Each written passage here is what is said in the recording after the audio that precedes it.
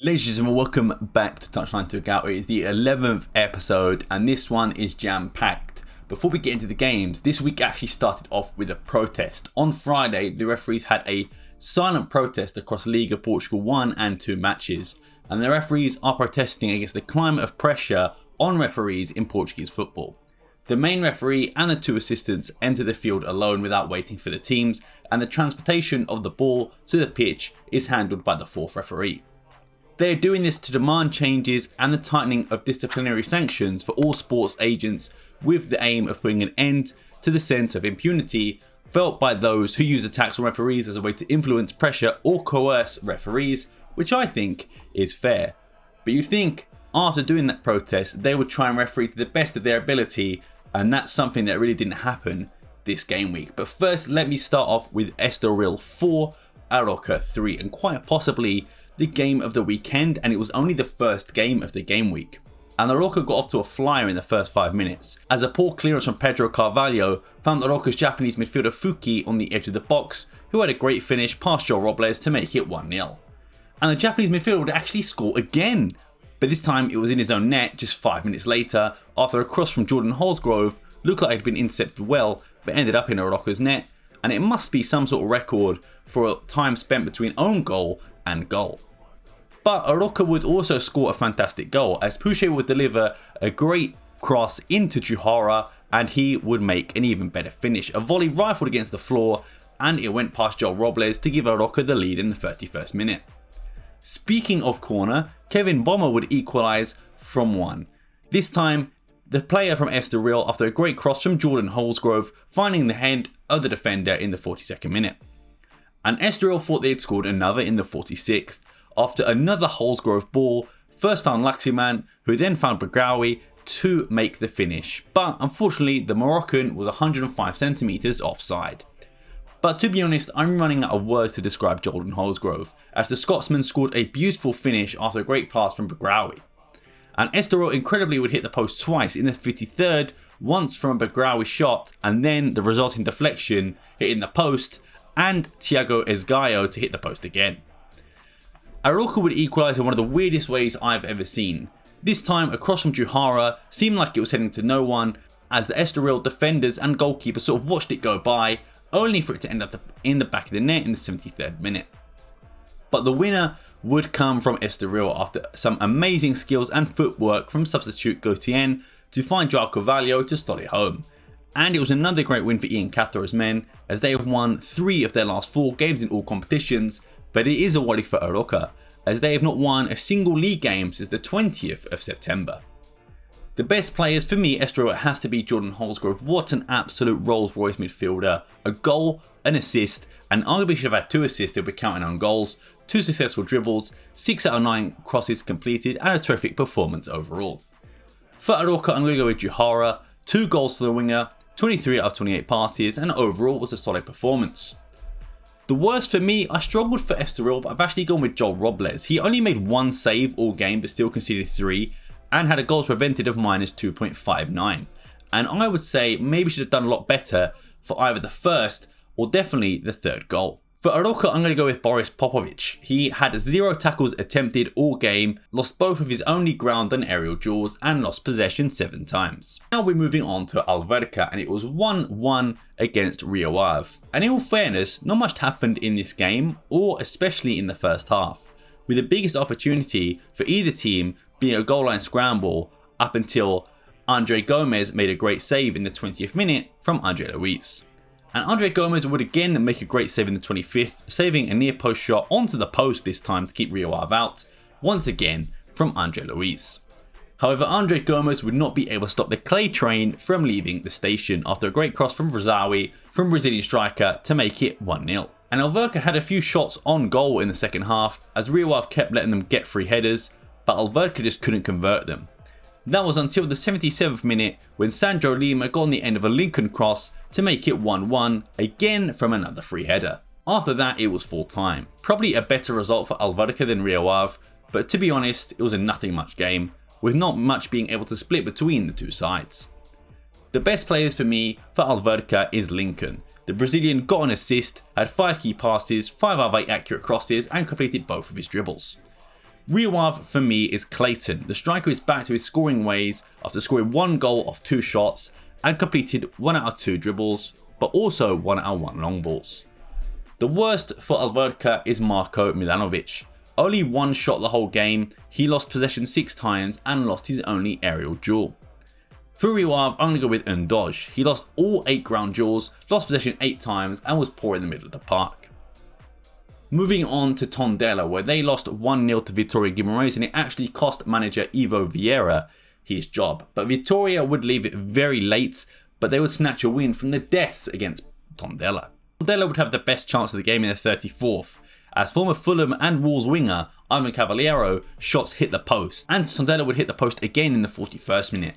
This time a long range strike from Hugo Felix, it was a magnificent save from Castillo to put it onto the post. Vitória barely troubled the Tondela goalkeeper in the entire first half, and that would continue into the second, as 2 shots both failed to hit the target in the first 20 minutes of the second half.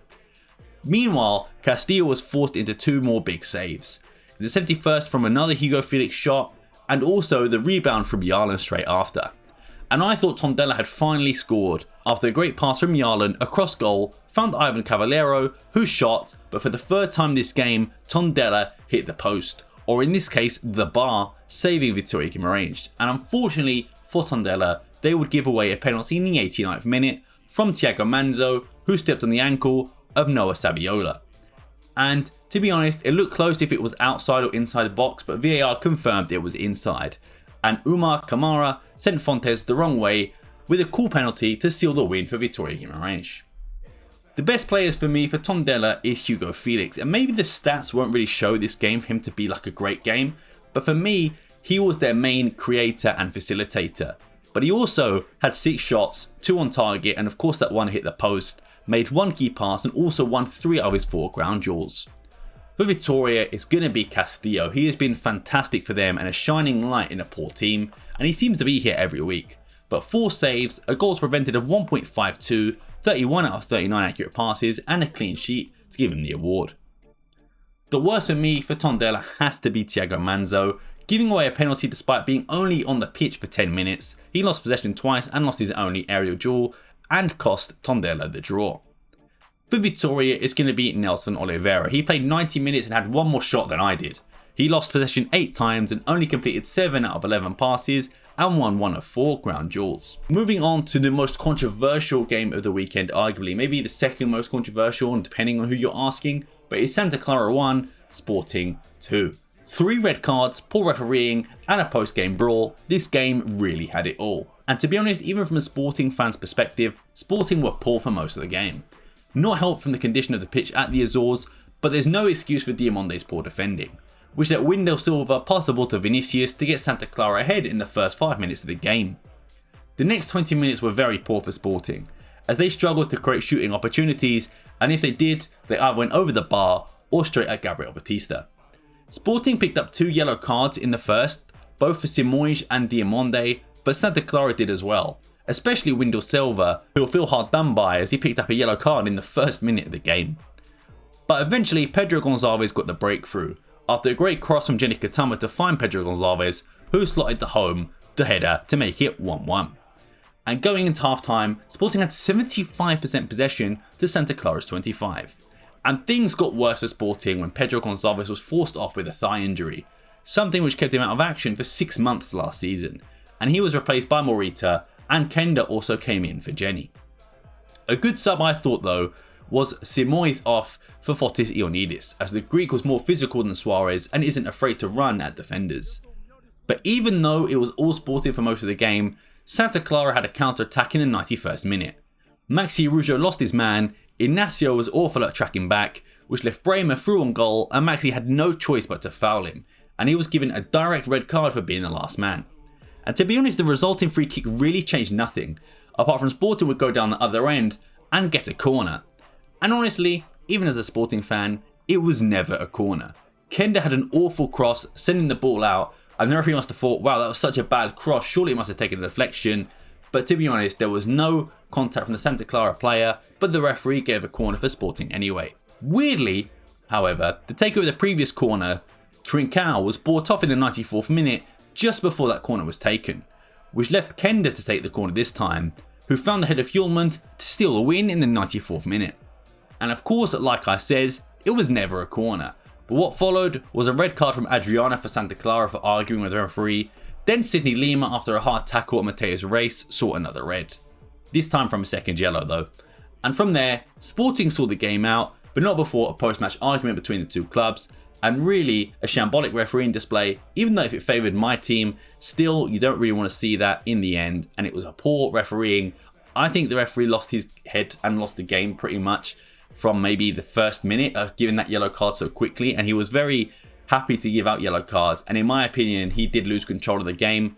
But Sporting get the win, and Santa Clara are going to feel hard done by to get the loss. The best players for me for Santa Clara has to be Vinicius Lopez, and to be honest, Santa Clara had a game plan which was shut up shop after the first goal and soak up all the pressure, and it nearly paid off, but it wouldn't have been possible thanks to Vinicius' goal and sweet finish.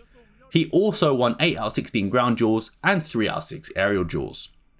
Sporting for me has to be Morten Hjulmand. The winning goal, 97 out of 107 passes completed, 1 key pass, 3 out of 5 ground duels and 1 out of 1 aerial duels. A real captain's performance from the Dane.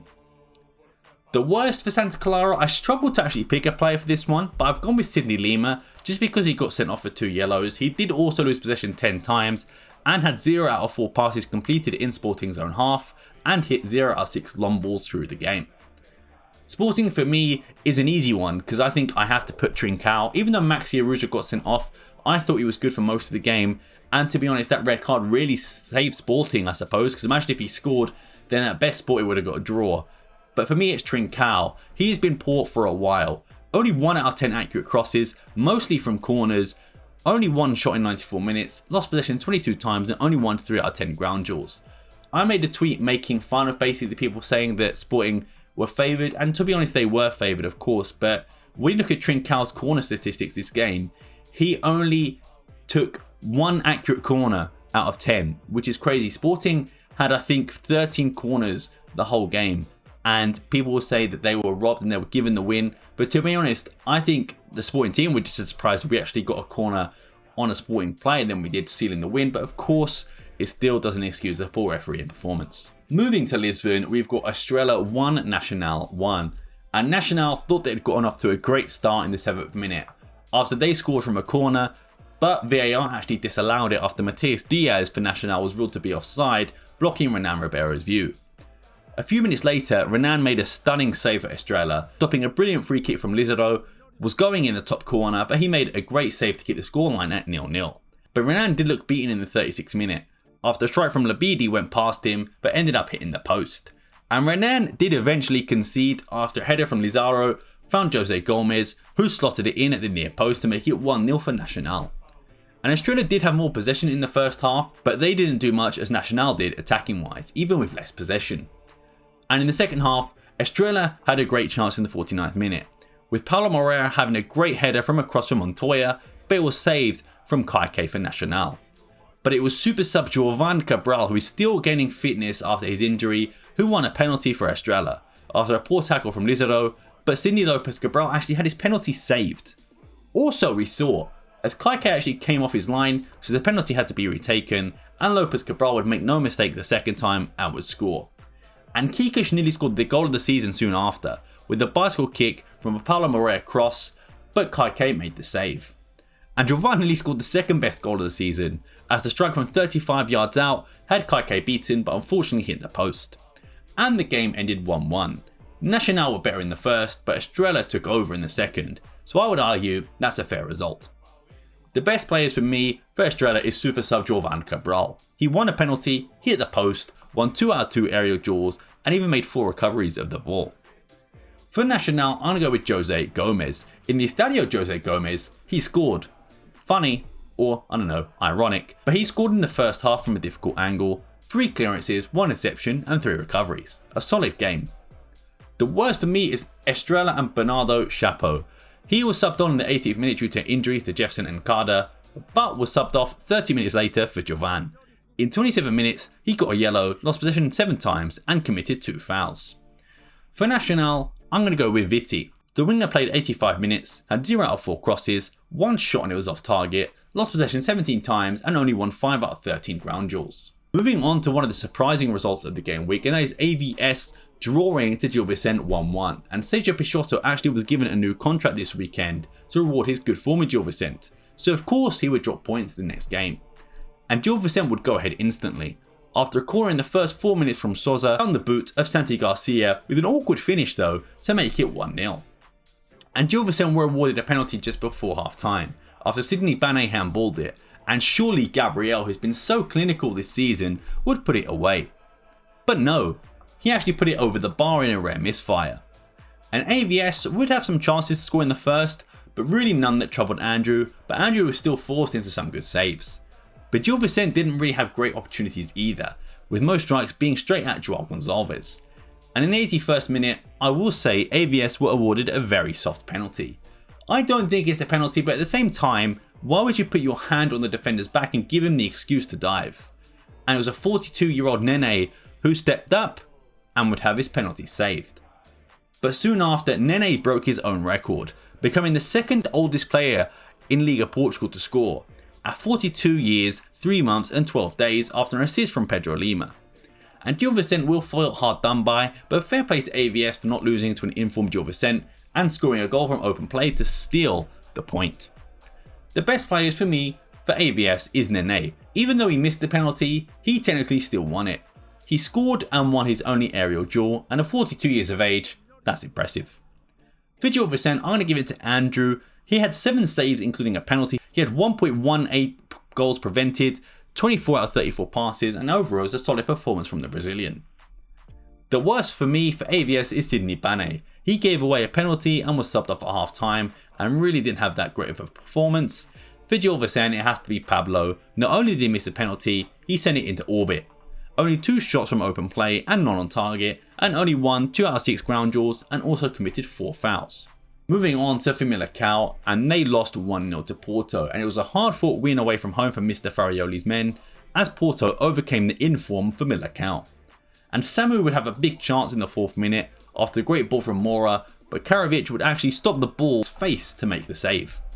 Porto would have 3 chances on goal, each from Mora, Francisco Mora and Samu, but each would be either wide of the post or over the goal. Famalicão would get the closest to scoring in the first half after Zabiri hit the post after a pass from Gil Dias, with the rebound coming off Diogo Costa's head and nearly in the back of the net. And Samu would force another big save from Karasevic. After a cross from Pepe, Samu's header forced a big stretching save from Karasevic. But in the 35th minute, Freudholt would break the deadlock with a great finish over the keeper after a great pass from Francisco Mora. And Porto would go to the second half 1-0 up. And Samu pretty much thought he made it too, and as did I, but he had a shot blocked off the line in the 66th minute after his cheeky finish was cleared off the line by Pedro Bondo in a last ditch attempt. And once again Karasevic was forced into another save, this time from Alberto Costa on the edge of the box, a fully stretched save, and he is the main reason that Porto were kept at bay. And that was that. Porto dominated the second half, but also the game in general, as Famalicão didn't even manage a single shot on target across 90 minutes. The best players for me for Famalicão to be Karasevic. The goalkeeper made fantastic save, a goals prevented of 0.73, made 26 out of 37 passes, even winning a ground duel, and for me is arguably the best goalkeeper outside of the big 3. Porto for me is Victor Freudholt. He scored the winner, 18 out of 21 passes, also including 1 out of 1 long balls, 5 out of 7 ground duels, and was also fouled 3 times. Best players for me for Famalicão is Gustavo Sá. 90 minutes, only 1 shot and not on target. He lost possession 8 times, committed 4 fouls and only won 3 out of 9 ground duels. For Porto, for me it's William Gomez. 58 minutes played, 3 shots and all off target, didn't complete a single dribble, lost possession 11 times and only won 2 out of 7 ground duels. Moving on to another controversial game, it was Benfica 2, Casapia 2, and refereeing decisions were front and centre in this game. But it was also Rui Costa's first game since being re-elected Benfica president, and they drew to Casapia. The game started off fiery after David Sousa was yellowed within 13 minutes for an elbow on Richard Rios, and it would also be David Sousa playing Sudukov onside, when Benfica scored in the 17th minute after a great header from Pavlidis found Sudukov with a great finish to score and make it 1-0. In the first half, not much went on. Benfica definitely the better team and having better chances, but none really that troubled Takeda so much. Benfica were given a penalty though in the 58th minute after Larrazabal said he was pushed, but in my opinion he flopped looking for a foul, had his hand in the air and the ball hit it, and Pavlidis stepped up and converted. But actually just 2 minutes later Benfica had a penalty given against them after Liverland's shot hit Antonio Silva's chest and then his hand to give Casapia a penalty, in which I will say I think that's never a penalty. It hits his stomach first, then comes off his hand. What else is he supposed to do? And also his hand is by his side too. So for me, that is incredibly harsh. But the ball don't lie as Trubin saved it. But unfortunately, as Thomas Araujo tried to clear it with his left foot, he accidentally put it top corner for an own goal. Braga thought he had scored and sealed it in the 83rd minute after scoring from a corner, but he was actually offside by 47 centimetres after Rios got the first touch on the corner and Braga got the second to seal it home. But stunningly, Casapia without a manager would steal a point after Richard Rios lost the ball by literally kicking himself, and Nanga would score after a cross from Liverland that was saved originally but fell into the path of Nanga, who scored. Overall, Benfica will feel robbed, and maybe rightly so, but there's no excuse for their defending on the Casapia equalised and also Richard Rios for losing the ball. The best players for me for Benfica is Sudakov. A goal, 26 out of 33 accurate passes, and overall a constant presence until being subbed off in the 79th minute. For Casapia, I have to give it to Nanga. At 18 years of age, he scored the equaliser. In only 14 minutes, 4 out of 5 accurate passes, including 2 out of 2 in Benfica's half, and of course, the equaliser. The worst for me, I feel harsh in doing this, but for Benfica it has to be Thomas Araujo. I do feel bad for him. He did score the own goal which led Casapia back into the game though. Lost possession 12 times, but really apart from that, he didn't do much wrong, but someone has to go there, and you might as well give it to someone who scored an own goal. For Casapia, it has to be Larrazabal. He gave away the penalty by flopping really, lost possession 8 times, was dribbled past twice and didn't complete his only cross. And the final game of the game week would be Braga 2, Moreirense 1, and Braga continued their impressive form in the league, winning their last 3 out of 4 games. And Braga would get a penalty early in the 11th minute, after Travassos, really under no danger at all, handballed it, and to be fair it did look accidental, but still a handball regardless, and Rodrigo Salazar stepped up and converted even though Andre Ferreira got a hand to it. And to be honest, in the first half there wasn't really much else. There was only one shot on target in the first half for both teams and it went to Sporting Braga. But in the second half, Lucas Hornacek was very lucky that his lack of concentration didn't cost Braga in the 60th minute, as a free kick on the edge of the box found its way into the box like it was a cross, and the goalkeeper thought it was going wide, they actually hit the post. Niakite was pretty much missed an open goal from a header, sending it over the bar after a great header from Moutinho to find Niakite, and it was an awful miss. And Braga would go on the counter-attack with Gabriel Martinez, who found Horta to make it 2-0 in the 71st minute to potentially seal the game. Or was it? Because Moreirense would actually score from a corner from Maracas after an assist from Allen in the 81st minute. But unfortunately that was all she wrote, as Braga actually had more chances after that, but none that really troubled Andre Ferreira. And the scoreline really does perhaps favour Moreirense a little bit, as for me Braga were by far the better team, and Carlos Vicente and Braga may have finally found their groove. The best players for me for Braga is Ricardo Horta, a goal to seal the win, 2 out of 4 aerial duels won, 4 out of 8 ground duels won, and a solid performance from the captain. For Moreirense, I want to go with Maracas. Not only did the defender score, he completed 58 out of 61 passes, won all 3 of his aerial duels and won his only tackle. The worst for me for Braga is Lucas Hornacek. I thought he was very shaky this game and maybe could have stood taller on the goal, but he needed to let that one in that hit the post and completed 2 out of his 12 long balls, and I thought it just looked a bit shaky. For Moreirense, I'm going to have to go for one of my favourite players, and that's Setien. No shots in 67 minutes, only 6 passes all game and lost position 13 times, and most importantly, only won 2 out of 7 ground duels. And I can't believe this is another international break. We're going to 2 weeks without Liga Portugal. What are we going to do?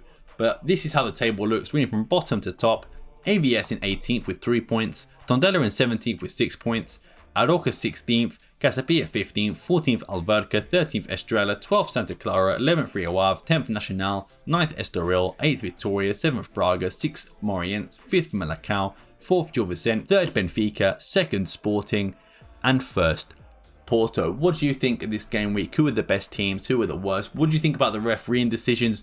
Do you think Sporting were robbed? Well, of course they were. But what do you think about that Antonio Silva handball? Do you think he was robbed as well? Really, the refereeing decisions were not up to scratch this entire game week and haven't been for a while. But I do feel for the Portuguese referees, they're under a lot of pressure. There's not much they can do. But if you want to find out more about why Portuguese referees are so bad, make sure you check out this video here. And also check out the playlist for Touchline Tugao if you want to see any of the other sort of game recaps, I suppose, that we do. Make sure to check that out as well. But I've been Sam Moustache. Thank you very much for watching. I'll see you next time, and peace.